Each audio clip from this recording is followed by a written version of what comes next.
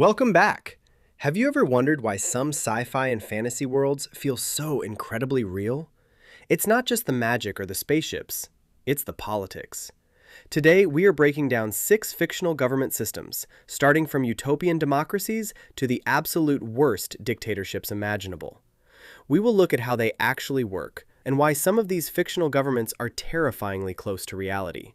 Let's dive in. First up, the United Federation of Planets from Star Trek. At its core, the Federation is a representative democracy. Citizens of member planets elect representatives to a central Federation Council, led by a president. Simple, right? But it goes deeper. Because they have replicators that synthesize food and materials, they operate as a post-scarcity economy. Money is practically obsolete. However, a democracy of hundreds of species requires shared values. Thus, it functions as a constitutional republic bound by the Prime Directive, a strict legal framework prohibiting interference with less advanced cultures. It is the ultimate progressive alliance, relying on diplomacy rather than conquest. But what happens when a government only cares about itself? Enter Panem from the Hunger Games. Initially, it looks like a standard dictatorship. One man, President Snow, holds all the power. But structurally, it is a totalitarian hegemony. A hegemony exists when one state or city completely dominates others politically and economically.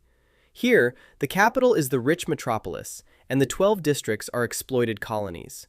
Furthermore, Panem is an extractive autocracy. The government extracts resources, coal, grain, and even human lives through the games, solely to sustain the elite class in the capital. The districts are intentionally kept isolated from each other. This is classic divide and conquer. When all wealth flows to a centralized elite through violence, you get a totalitarian state built on terror. Now let us strip away the technology and look at Westeros. On paper, the Seven Kingdoms are an absolute monarchy, ruled by whoever sits on the Iron Throne. But in practice, Westeros is a textbook example of decentralized feudalism.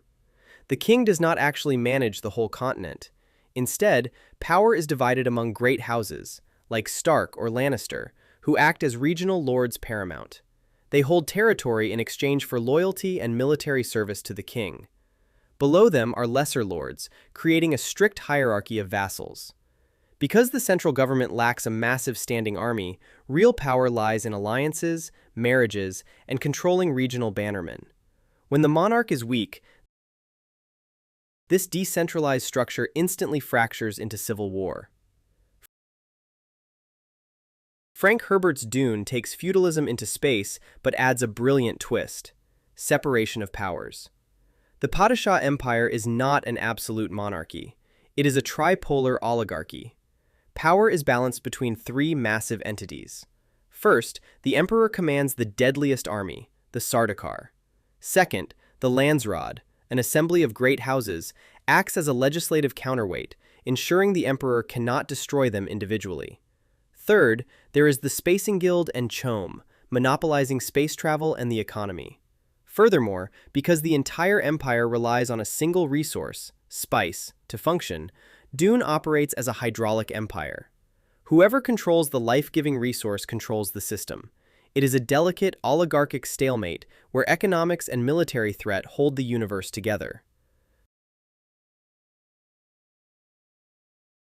Star Wars perfectly illustrates how a democracy collapses. The Galactic Republic was a federal parliamentary democracy, uniting thousands of star systems under a supreme chancellor and a senate. But millennia of corruption and a massive manufactured conflict, the Clone Wars, created a constitutional crisis. Chancellor Palpatine used emergency powers to legally transform the Republic into the Galactic Empire. The government shifted from a democracy to a totalitarian autocracy. The Emperor dissolved the Senate completely, shifting from legislative rule to a militaristic dictatorship. He placed regional moffs in charge of star systems, ruling through the Tarkin Doctrine, the concept of ruling through the fear of force rather than force itself, symbolized by the Death Star.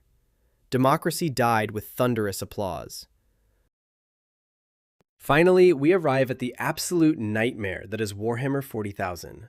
The Imperium of Man is often called an empire, but it is actually a theocratic hyper-bureaucracy. The Emperor of Mankind is essentially a dying god on a golden throne. Because he cannot actively rule, power rests with the High Lords of Terra, making it an oligarchic theocracy, a government ruled by a few elites supposedly acting on divine will. But the Imperium is too vast to govern directly. It is bogged down by the Adeptus Terra, an impossibly complex bureaucracy where a single administrative error can starve a planet. Additionally, it incorporates neo-feudalism. Planetary governors pay a tithe in resources and soldiers. If they pay and worship the emperor, they can rule their planets however they want. It is a suffocating blend of religious fanaticism, bureaucratic stagnation, and brutal feudal extraction, solely focused on total human survival.